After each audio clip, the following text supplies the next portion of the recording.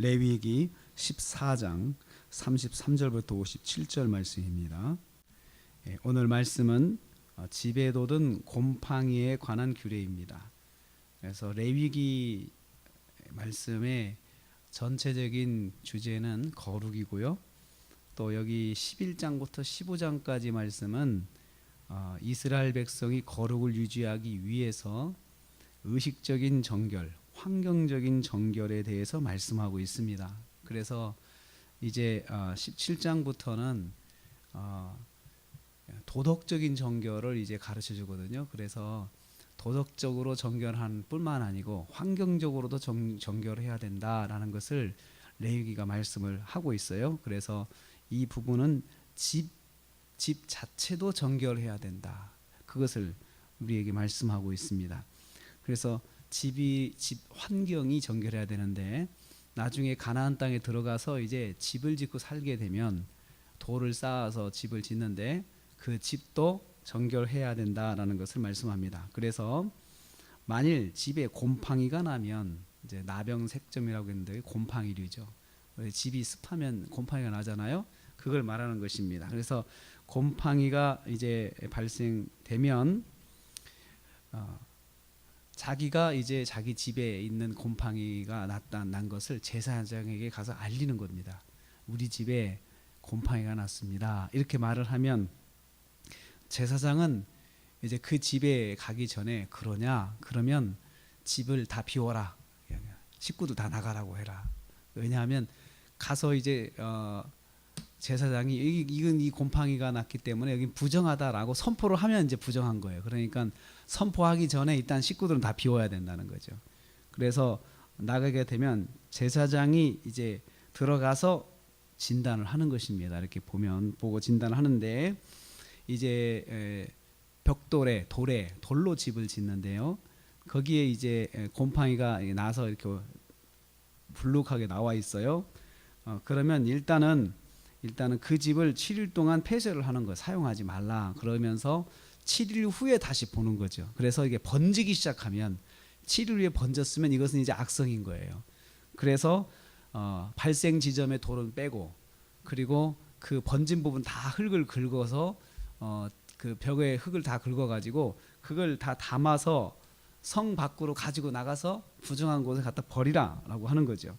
그렇게 하고 나서 이제 흙을 긁은 곳과 그 다음에 처음 발생된 그 돌 지점 빼서 버렸잖아요. 거기를 이제 흙을 발라가지고 보수를 하라는 거예요. 다시 보수를 하고 이제 나서 이제 그 식구들이 이제 사용을 하는 거죠.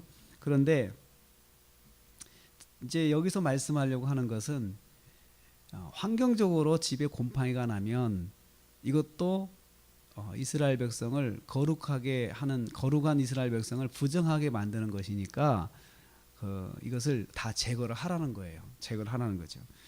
그래서 이제 그렇게 했는데요. 두 번째로 그 집이 이제 관심 관리 대상이 되는 거예요. 그래서 제사장이 나중에 또 가서 확인을 또 하는 거예요. 일단 사용하지만 관심 대상이 되는 거예요. 그래서 확인을 하는데 재발을 했어요. 그 보수한 거 다 재발해서 그러면 그 집은 헐어가지고 다 험으로 사용하지 말라는 거예요. 그래서 그 집의 그 제목, 목재, 돌, 흙 이게 다 깨끗하게 담아가지고 성 밖에다 갖다 버려라. 그것도 아무데나 버리면 안 돼. 부정한 것을 버리는 곳에다 갖다 버려라. 그래서 그 집이 그 흔적도 없게 만드는 거예요. 참 하나님 품성이 참 거룩하신 분이신 것을 여기서 다시 알 수 있어요. 하나님이 거룩하시니까 백성들도 거룩해야 되는데 환경조차도 깨끗해야 돼요. 그래야 그걸 유지할 수가 있고 더러운 환경 속에 들어갔다 나갔다 하는 그것을 하나님께서 못 보시는 거예요.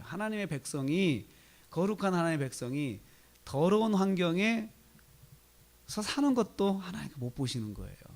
왜냐하면 거기서부터 또 거룩이 오염돼서 부정해지기 때문에 부정하면은 만날 수가 없잖아요. 그래서 환경을 지켜내라라는 것입니다. 만약에 재발하지 않을 경우에는 속죄제를 행하는 거예요. 속죄제를 행해서 정결 의식을 행해서 이제 그 집이 정하다라고 이제는 깨끗해졌다라고 제사장이 선포를 하면 그 다음부터는 사용이 가능합니다. 사용이 가능합니다. 성도는 깨끗하게 해야 되죠. 우리 가끔씩 안 믿는 집 가보면 봄에도 입춘 대길 해가지고 뭐 써붙이고 뭐 이렇게 붙이잖아요. 그 안 믿는 사람들도, 우상을 섬기는 사람들도요, 뭐냐, 환경을 굉장히 중요하게 생각해요. 그래서 그 써붙인 집에 들어가는 사람들이 다 좋은 기회를 받는다 생각을 하는 거예요. 그러니까는 이게 이 신앙적 영적인 면에서는 이 사람들이 더 민감한 거예요. 우상을 섬기는 사람들이. 하나님께서 여기서 보면 정말 지나치다 할 정도로 환경을 깨끗하게 만들라라고 하고 너희 몸을 깨끗하게 유지하고 아예 그런 사람들하고 접촉하는 것조차도 부정한 것이니 그 조심해라, 주의해라라고 말씀하시잖아요. 말씀하셔요.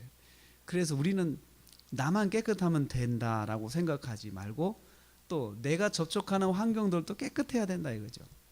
만나는 사람들도 우리가 깨끗한 사람을 만나려고 노력을 해야 돼요. 그리고 또 만나서 하는 대화, 또 어떤 그런 환경 이런 것 참 우리가 주의해야 되죠. 주의해야 되죠. 거기로부터 그냥 영향을 받을 거라 생각을 하고 항상 긴장을 하고 그 다음에 가서 내가 내 모습 다시 돌아봐야 돼요. 그래서 하나님 앞에 회개하고 또 하나님 참 이러한 것으로 영향을 받지 않게 해달라고 내 자신을 다시 붙잡아 세워야 돼요. 붙잡아 세워야 합니다. 환경이 참 중요하죠. 환경을 넘어서서 믿음 생활을 해야 되지만 대부분의 성도들이 환경 영향을 받게 돼 있습니다. 환경 영향을 받아요. 우리가 이 무더위를 이겨야 된다고 하지만 무더위 속에 우리가 영향을 받잖아요. 늘어지고 힘들고 아주 그냥 뭐 아무것도 하기 싫고 이렇잖아요. 이걸 극복해야 사는 거잖아요. 그런데 환경이란 것이 이만큼 우리한테 큰 영향을 미치게 돼 있어요. 그래서 우리 성도들은 항상 내가 내 자신이 깨끗하게 하나님 앞에 서야 된다라는 생각을 가지고 항상 내 주변을 돌아봐야 됩니다. 내 주변을 돌아봐서 내가 자꾸 만나면 죄를 짓는 사람, 내가 만나면 마음으로 내가 정말 어떤 죄를 짓고 생각으로 죄를 짓고 또 그런 것을 간접적으로 접하는 이런 사람과 내가 계속 접하는가 접하지 않나 이거 생각을 해봐야 돼요. 그래서 우리가 늘 그럴 땐 내가 어떻게 해야 될까, 어떻게 내가 영향을 받지 않을까라고 생각하고 결단해서 우리를 깨끗하게 항상 유지를 해야 된다는 거죠. 깨끗하게 유지해야 된다. 이것이 생각이 없으면 나도 모르는 가운데 어느 순간 싹 넘어지는 거예요. 긴장하고 조심하다가 어느 순간 넘어질 때는 반드시 언젠가부터 나에게 영향이 온 거예요. 그래서 하나님께서 집이라고 하는 그 환경조차도 곰팡이가 나면 그 집을 잘 관리해서 다 긁어내고 깨끗하게 해서 곰팡이 영향을 받지 않도록 그렇게 하라는 거죠. 이 하나님이 이만큼 정결하시고 거룩하신 분이십니다. 그 거룩하신 하나님과 오늘도 우리가 하루를 동행하게 하게 됩니다. 성령께서 우리 안에 거하시면서 우리와 동행하시는데요. 우리가 하루를 깨끗하고 정결하게 우리가 살아야겠다라는 마음을 가지고 오늘 하루도 우리가 악한 영향을 받지 않고 승리하는 삶을 사는 저와 여러분 되시기를 주님의 이름으로 축복합니다.